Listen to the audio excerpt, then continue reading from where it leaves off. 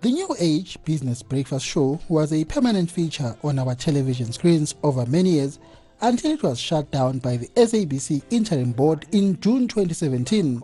Hosted by the Gupta-owned New Age newspaper, the breakfast featured government ministers in the main and was sponsored by various parastatals including Eskom and Transnet. Now, the report of the Judicial Commission of Inquiry into allegations of state capture has painted a damning picture of the role played by former Transnet CEO Brian Molefe and Transnet's former General Manager for Corporate Affairs, Mboniso Sikonyela, in securing millions of rand worth of sponsorship deals for the business breakfasts.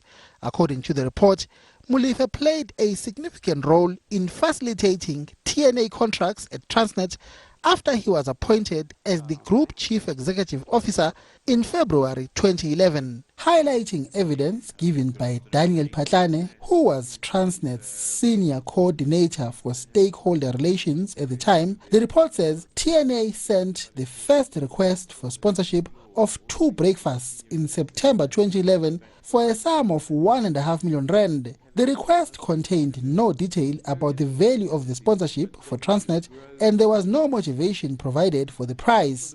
Nevertheless, it was recommended by Sikonyela and approved by Molefe. 6 months later, TNA sent another request for the sponsorship of the breakfast. This time, it was for 20 breakfasts for a whopping 20 million rand. The report says, however, this time around, a memorandum prepared by Sikonyela for approval by Molefe described the deal not as a sponsorship but as a partnership. It says this was done in order to bring the contract within Molefe's signing powers, as he was not allowed to sign sponsorships of more than 10 million rand without board approval. The report says a similar approach was followed at Eskom, where Colin Majila, who was the CEO of the cash-strapped power utility at the time, approved a 43 million rand contract for sponsoring the breakfast without seeking approval from the sponsorship committee.